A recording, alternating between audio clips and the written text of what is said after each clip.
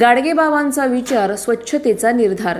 नगरसेविका पुष्पाताई बोरुडे यांच्या धडाडीने प्रभाग 7 चकाकला. संत गाडगे महाराज यांच्या जयंतीचे औचित्य साधून प्रभाग क्रमांक 7 मध्ये नगरसेविका पुष्पाताई बोरुडे यांच्या संकल्पनेतून आणि नेतृत्वाखाली भव्य स्वच्छता मोहीम राबवण्यात आली.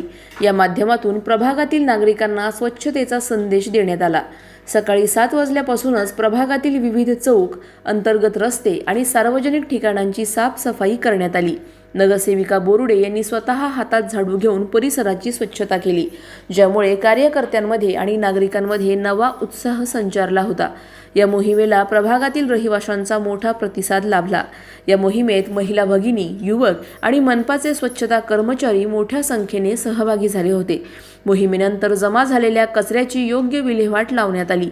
पुष्पाताई बोरुडे यांच्या सक्रिय पुढाकाराचे परिसरातून मोठे कौतुक होत असून स्वच्छ प्रभाग सुंदर प्रभाग ही संकल्पना खऱ्या अर्थाने सत्यात उतरताना दिसत आहे.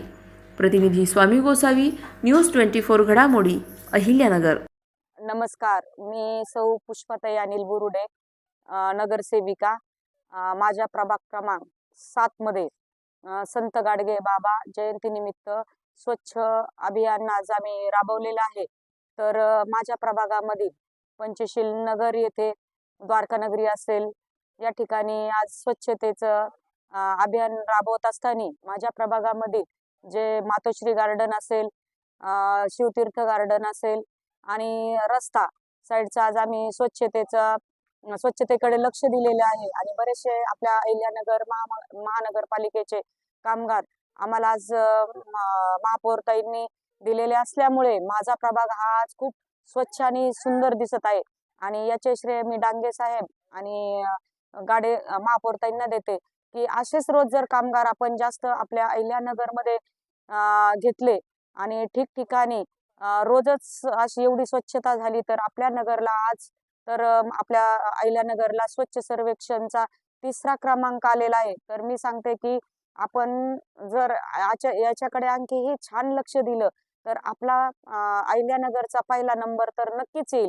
आणि जे केअरटेकर्स असतील, जे कामगार असतील, तर आपण केअरटेकरकडे काम देतोय की आपला प्रभाग कसा स्वच्छ राहील याच्याकडे त्यांनी खूप लक्ष, कामगार कसे काम करतात हे काय म्हणजे त्यांचंही पूर्ण आपल्या प्रभागामध्ये लक्ष पाहिजे.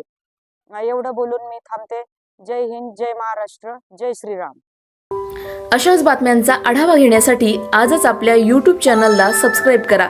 बातमी आवडल्यास लाईक करा आणि इतरांपर्यंत शेअर करा.